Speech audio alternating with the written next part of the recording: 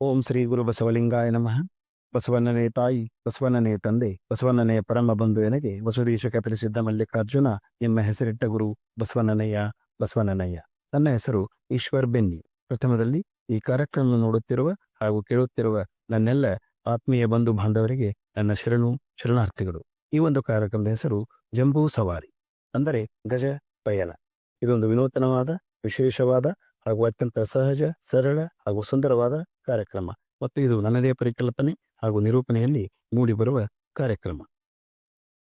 ಈ ಕಾರ್ಯಕ್ರಮ ನೋಡುತ್ತಿರುವ ತಮಗೆ ಅಲ್ಲಿ ದೊಡ್ಡ ಅಕ್ಷರಗಳಲ್ಲಿ ಕಾಣ್ತಾ ಇರಬಹುದು ಜಂಬೂ ಸವಾರಿ. ಕೆಳಗಡೆ ಸಣ್ಣ ಅಕ್ಷರಗಳಲ್ಲಿ ಕಂಡದ್ದು, ಕೇಳಿದ್ದು ಮತ್ತು ಓದಿನಿಂದ. ನೋಡಿ, ನಾವೆಲ್ಲ ಈ ಪ್ರಪಂಚವನ್ನ ನೋಡಿರ್ತೀವಿ, ಅನೇಕ ವಿಚಾರಗಳನ್ನ ಕೇಳಿರ್ತೀವಿ ಮತ್ತು ಓದುವ ಹವ್ಯಾಸವಿದ್ದವರು ಓದಿರ್ತೀವಿ. ಹಾಗೆಯೇ ನಾನು ಕೂಡ ನನ್ನ ಜೀವನದ ಪಯಣದಲ್ಲಿ ನನ್ನ ಅನುಭವಕ್ಕೆ ಬಂದಂಥ ಅನೇಕ ಸಂಗತಿಗಳನ್ನ, ಘಟನೆಗಳನ್ನ, ವಿಚಾರಗಳನ್ನ ಹಾಗೂ ನನ್ನ ಸುದೀರ್ಘ ಓದಿನಿಂದ ನನ್ನೊಳಗೆ ತುಂಬಿಕೊಂಡಿರುವ ಹಲವಾರು ವಿಷಯಗಳನ್ನ ತಮ್ಮೊಂದಿಗೆ ಹಂಚಿಕೊಳ್ಳಬೇಕು ಎಂಬ ಮಹದಾಸೆಯಿಂದ ರೂಪುಗೊಂಡಿರುವ ಕಾರ್ಯಕ್ರಮವೇ ಜಂಬೂ ಸವಾರಿ. ಹಾಗಾದರೆ ಏನು ಈ ಕಾರ್ಯಕ್ರಮ? ಇಲ್ಲಿ ಏನೇನು ವಿಷಯಗಳಿರ್ತವೆ?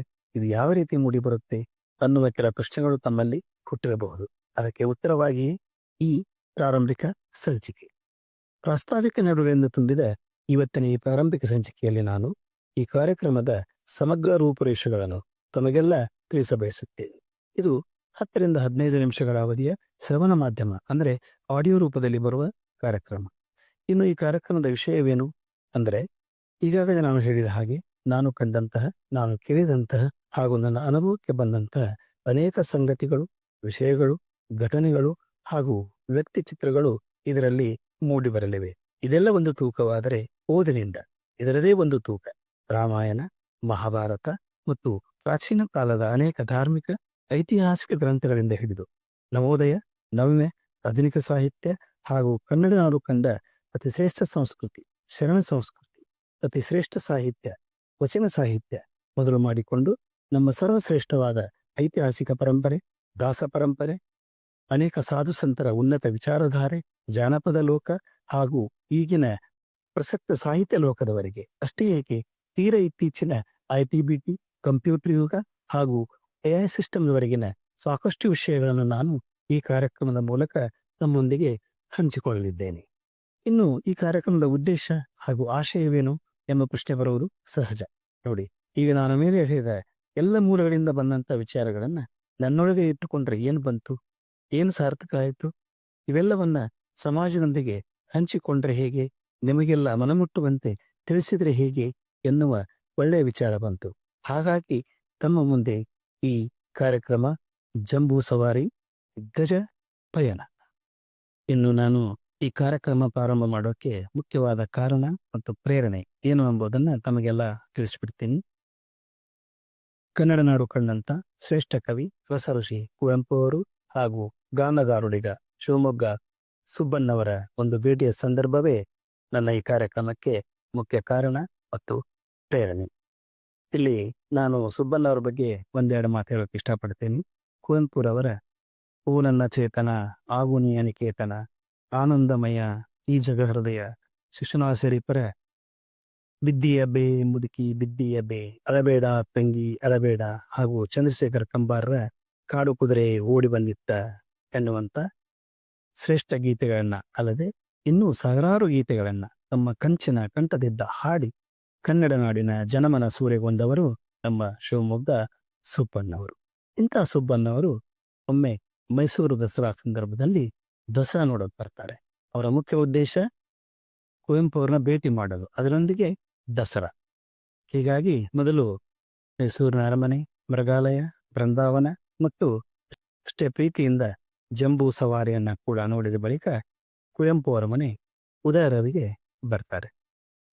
ತುಂಬು ಮುಗುಳ್ನಗೆಯೊಂದಿಗೆ ಕೈ ಜೋಡಿಸಿ ನಮಸ್ಕಾರ ಸಾರ್ ಎಂದು ಮನೆಗೆ ಬಂದ ಸುಬ್ಬಣ್ಣವರನ್ನ ಕುವೆಂಪು ಅವರು ಅಷ್ಟೇ ಆಧಾರದಿಂದ ಓ ಬನ್ನಿ ಬನ್ನಿ ಸುಬ್ಬಣ್ಣ ಎಂದು ಮನೆಯೊಳಗೆ ಕರೆದುಕೊಂಡು ಹೋಗಿ ಕೂಡ್ರಕ್ಕೆ ಹೇಳ್ತಾರೆ. ಆಗ ಸುಬ್ಬಣ್ಣವರು ಒಮ್ಮೆಲೆ ಕೂಡ್ರದೆ ಸ್ವಲ್ಪ ದೂರ ನಿಂತು, ಸಾರ್ ತಾವು ತುಂಬಾ ದೊಡ್ಡವರು, ತಮ್ಮ ಹತ್ರ ನಾನು ಹೇಗೆ ಎಂದು ಮುಜುಗರ ಪಡುತ್ತಾ ದೂರದಲ್ಲಿ ನಿಂತ್ಕೋತಾರೆ. ಆವಾಗ ಕುವೆಂಪು ಅವರು, ಏನ್ರಿ ಸುಬ್ಬಣ್ಣ, ನನಗೆ ತುಂಬ ವಯಸ್ಸಾಯಿತು ಅಂತ ಈ ರೀತಿಯಲ್ಲಿ ಹೇಳ್ತಾ ಇದ್ದೀರೇನ್ರಿ ಎಂದು ನಗ್ತಾರೆ. ಆಗ ಸುಬ್ಬಣ್ಣವರು, ಅದು ಹಾಗಲ್ಲ ಸರ್, ತಾವು ಮಹಾನ್ ಕವಿಗಳು. ಚುಟುಕು ಸಾಹಿತ್ಯದಿಂದ ಹಿಡಿದು ಕತೆ, ಕಾದಂಬರಿ, ಖಂಡಕಾವ್ಯ, ಮಹಾಕಾವ್ಯಗಳನ್ನು ಬರೆದು ಬೃಹತ್ ಸಾಹಿತ್ಯ ಭಂಡಾರವನ್ನೇ ಸೃಷ್ಟಿಸಿದವರು. ಆಡುಮುಟ್ಟದ ಸೊಪ್ಪಿಲ್ಲ, ತಾವು ಕೈಯಾಡಿಸಿದ ಸಾಹಿತ್ಯ ಪ್ರಕಾರವಿಲ್ಲ. ಇಂಥ ಮಹಾಚೇತನದ ಮುಂದೆ ಅದು ಹತ್ತಿರ ನಾನು ಕುಳಿತುಕೊಳ್ಳುವುದೇ? ಪರವಾಗಿಲ್ಲ ಸರ್, ತಾವೊಂದು ಸಾಗರ, ನಾನೊಂದು ಹನಿ ಅಂತ ಹೇಳಿ ನಾನು ಇಲ್ಲೇ ಕೂತ್ಕೋತೀನಿ ಅಂತ ಸ್ವಲ್ಪ ದೂರದಲ್ಲಿ ಕೂತ್ಕೋತಾರೆ. ಆ ಕುವೆಂಪು ಅವರು ಸುಬ್ಬಣ್ಣ ಅವರನ್ನ ಸಾತ್ವಿಕ ಬಲವಂತದಿಂದ ತಮ್ಮ ಹತ್ತಿರವೇ ಕರೆದು ಕೂಡಿಸಿಕೊಂಡು, ರೇ ಸುಬ್ಬಣ್ಣ, ಈ ದಸರಾದಲ್ಲಿ ತಾವೇನೇನು ನೋಡಿದ್ರಿ ಅಂತ ಕೇಳ್ತಾರೆ. ಆಗ ಸುಬ್ಬಣ್ಣವರು, ದಸರಾ ಹಬ್ಬದ ಎಲ್ಲ ಕಾರ್ಯಕ್ರಮ ನೋಡಿದೆ ಸರ್, ಅದರಲ್ಲೂ ಮುಖ್ಯವಾಗಿ ಜಂಬೂ ಸವಾರಿನ ತುಂಬ ಖುಷಿಯಿಂದ ನೋಡಿದೆ ಅಂತ ಹೇಳ್ತಾರೆ. ಆಗ ಕುವೆಂಪು ಅವರ ಪ್ರಶ್ನೆ, ಏನಿತ್ತು ಅದರಲ್ಲಿ? ಅಂಬಾರಿ ನೋಡಿದೆ ಸರ್. ಜಂಬೂ ಸವಾರಿಯಲ್ಲಿ ಅಂದರೆ ಅಂಬಾರಿನ ಮುಖ್ಯ ಸರ್, ಅಂಬಾರಿ ನೋಡಿದ್ವಿ. ಅದರ ಮೇಲಿನ ಬಂಗಾರದ ಲೇಪ, ಮುತ್ತರತ್ನಗಳ ಹೆಣಿಗೆ ಹಾಗೂ ಅದರ ಅತಿ ಸುಂದರ ವಿನ್ಯಾಸ ನನ್ನ ಮನಸೂರೆಗೊಂಡಿತು ಸರ್. ಹೌದಾ? ಇಂಥ ಅದ್ಭುತ ಅಂಬಾರಿಯನ್ನು ನೋಡೋಕ್ಕೆ ಕಾರಣ ಯಾರು? ಗೊತ್ತಾಗ್ತಾ ಇಲ್ಲ ಸರ್. ಹೋಗ್ಲಿ, ಅಂಬಾರಿ ಯಾವುದ್ರ ಮೇಲಿತ್ತು? ಆನೆ ಮೇಲಿತ್ತು ಸರ್. ಅಂದ್ರೆ ತಾವು ಅಂಬಾರಿಯನ್ನ ಅಷ್ಟು ಸಮೀಪದಿಂದ ಕಣ್ತುಂಬಿಕೊಳ್ಳೋಕೆ ಸಾಧ್ಯವಾಗಿದ್ದು ಆನೆಯಿಂದ ತಾನೆ? ಹೌದು ಸರ್. ದಸರಾ ಬಿಟ್ಟು ಉಳಿದ ದಿನಗಳಲ್ಲಿ ಅಂಬಾರಿ ಎಲ್ಲಿರುತ್ತೆ? ಅರಮನೆಯಲ್ಲಿರುತ್ತೆ, ಭದ್ರವಾದ ಕಾವಲ್ನಲ್ಲಿರುತ್ತೆ. ಈಗಿನಂತೆ ಅದನ್ನ ಅತಿ ಸಮೀಪದಿಂದ ನೋಡಲು ಸಾಧ್ಯವಿಲ್ಲ ಅಲ್ವೇ? ಇಷ್ಟು ಸಮೀಪದಿಂದ ಅಂಬಾರಿ ತಮಗೆ ಕಾಣಲು ಆನೆಯೇ ಮುಖ್ಯ ಕಾರಣ ತಾನೆ? ಈ ಮಾತನ್ನು ತಾವು ಒಪ್ಕೋತೀರಾ? ಆಗ ಸುಬ್ಬಣ್ಣವರು, ಖಂಡಿತ ಒಪ್ಕೋತೀನಿ ಸಾರ್ ಅಂತ ಹೇಳ್ತಾರೆ. ಹೌದಾ? ಈಗ ತಾವೇನು ಹೇಳಿದ್ರಲ್ಲ, ನಾನು ಸಾಗರ, ತಾವು ಹನಿ, ನಾನು ತುಂಬಾ ದೊಡ್ಡವ ಅಂತ. ಹಾಗೇನಿಲ್ರಿ, ನಾವು ನೀವು ಎಲ್ಲ ಒಂದೇ. ಯಾರು ದೊಡ್ಡವರಲ್ಲ, ಯಾರು ಸಣ್ಣವರಲ್ಲ. ಹೋಗ್ಲಿ, ಈ ಒಂದು ಮಾತು, ನಾವು ಸಾಹಿತಿಗಳು, ನಾವು ಬರೆದಂತಹ, ಸೃಷ್ಟಿಸಿದಂತಹ ಸಾಹಿತ್ಯವೇ ಒಂದು ಅಂಬಾರಿ ಅಂದ್ಕೊಳ್ಳೋಣ. ಅದು ಎಲ್ಲಿರುತ್ತೆ ಹೇಳಿ? ಲೇಖನಗಳಲ್ಲಿ, ಪುಸ್ತಕಗಳಲ್ಲಿ ಅಡಗಿ ಕಪಾಟ್ನಲ್ಲೋ, ಬೀರುವಿನಲ್ಲೋ, ಲೈಬ್ರರಿನಲ್ಲೋ ಇರುತ್ತೆ ಅಲ್ವಾ? ಹೌದು ಸರ್. ಈ ಸಮಾಜದಲ್ಲಿ ಓದುಗರ ಪ್ರಮಾಣ ತುಂಬಾ ಸೀಮಿತವಾದದ್ರಿ ಅಲ್ವೇ ಸುಬ್ಬಣ್ಣ? ಹೌದು ಸರ್. ನೋಡುಗರ, ಕೇಳುಗರ ಪ್ರಮಾಣ ತುಂಬಾ ಜಾಸ್ತಿ. ಈ ಮಾತು ಒಪ್ಕೋತೀರಾ? ಒಪ್ಕೋತೀನಿ ಸರ್. ನೋಡಿ, ಈ ಸಾಹಿತ್ಯವನ್ನ ಜನಸಾಮಾನ್ಯರ ಹತ್ತಿರ ಕರೆದುಕೊಂಡವರು ಯಾರು ಹೇಳಿ? ಜನಸಾಮಾನ್ಯರ ಹತ್ತಿರ ಕರೆದುಕೊಂಡು ಹೋಗೋರು ಯಾರು? ನೀವೇ ತಾನೆ. ನಿಮ್ಮಂಥ ಕಲಾವಿದರು ತಾನೆ. ನಿಮ್ಮಂಥ ಗಾಯಕರು, ರಂಗನಟರು, ಚಲನಚಿತ್ರ ಕಲಾವಿದರು, ಯಕ್ಷಗಾನ ಕಲಾವಿದರು, ಇವರೇ ಅಲ್ವಾ? ಹೌದು ಸರ್. ಒಪ್ಕೋತೀರಾ ತಾನೆ? ಒಪ್ಕೋತೀನಿ ಸರ್. ಅಂದ್ರೆ ಈ ನಮ್ಮ ಸಾಹಿತ್ಯ ಅನ್ನೋ ಅಂಬಾರಿನ ಜನಸಾಮಾನ್ಯರಿಗೆ ತಲುಪಿಸುವಂತ ಗಾಯಕರು, ಚಲನಚಿತ್ರ ಕಲಾವಿದರು, ರಂಗನಟರು, ಯಕ್ಷಗಾನ ಕಲಾವಿದರು, ಇವೆಲ್ಲ ಯಾರು? ಆನೆಗಳು ನೀವು. ಹೌದಾ? ಆನೆಗಳು ತಾನೆ? ಹೌದು ಸರ್. ಈಗ ನೋಡಿ, ಆನೆ ಇಲ್ಲದೆ ಅಂಬಾರಿ ಹೊರಬೀಳುದು, ನಿಮ್ಮಂಥ ಕಲಾವಿದರಿಲ್ಲದೆ ಸಾಹಿತ್ಯ ಹೊರಬೀಳುದು. ಹೌದಾ? ಹೌದು ಸರ್. ಹಾಗಾಗಿ ನಾವು ನೀವು ಇಬ್ರು ಒಂದೇ. ನೀವು ದೊಡ್ಡವರು, ನಾವು ಅಷ್ಟೇ ಅಲ್ವಾ ಎಂದು ಹೇಳಿ ಕುವೆಂಪು ಅವರು ಸುಬ್ಬಣ್ಣವರ ಮೈದಳವಿ ಅವರನ್ನ ಇನ್ನೂ ಹತ್ತಿರ ಕೂಡಿಸಿಕೊಂಡು ಅವರಿಗೆ ಉಪಹಾರ, ಕಾಫಿ ಕೊಟ್ಟು ತಾವು ಅವರೊಂದಿಗೆ ಸೇವಿಸ್ತಾರೆ. ಇದಿಷ್ಟು ಕುವೆಂಪು ಹಾಗೂ ಸುಬ್ಬಣ್ಣವರ ಭೇಟಿಯ ಸಂದರ್ಭ. ಈ ಘಟನೆಯಿಂದ ತುಂಬಾ ಪ್ರಭಾವಿತನಾದ ನನಗೆ ಅನಿಸಿದ್ದೇನೆಂದರೆ, ಪ್ರಾಚೀನ ಕಾಲದಿಂದ ಹಿಡಿದು ಈಗಿನವರೆಗೆ ಅನೇಕ ಕವಿಪುಂಗವರು, ಬರಹಗಾರರು ಸಾಕಷ್ಟು ಸಂಗತಿಗಳನ್ನ ಬರೆದಿಟ್ಟಿದ್ದಾರೆ.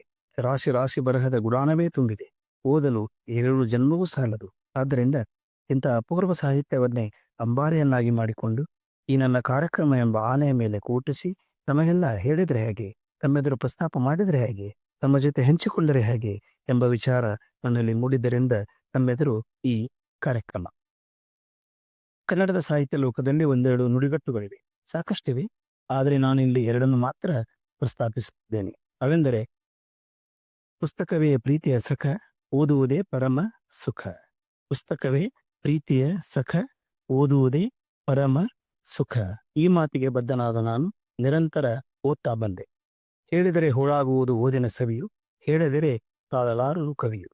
ಹೇಳಿದರೆ ಹೋಳಾಗುವುದು ಓದಿನ ಸವಿಯು, ಹೇಳಿದರೆ ತಾಳಲಾರನು ಕವಿಯು ಎಂಬ ಈ 2ನೇ ಮಾತಿಗೆ ಬದ್ಧನಾದ ನಾನು ತಾಳಲಾರದೆ ಹೇಳಿಯೇ ತೀರಬೇಕೆಂಬ ಮಹದಾಸೆಯಿಂದ ಈ ಕಾರ್ಯಕ್ರಮವನ್ನು ಪ್ರಾರಂಭ ಮಾಡುತ್ತಿದ್ದೇನೆ. ಈಗ ನಾನು ಇಲ್ಲಿ ಇನ್ನೊಂದು ಮಹತ್ವದ ಮನದಾಸೆಯನ್ನು ಹೇಳಬಯಸುತ್ತೇನೆ.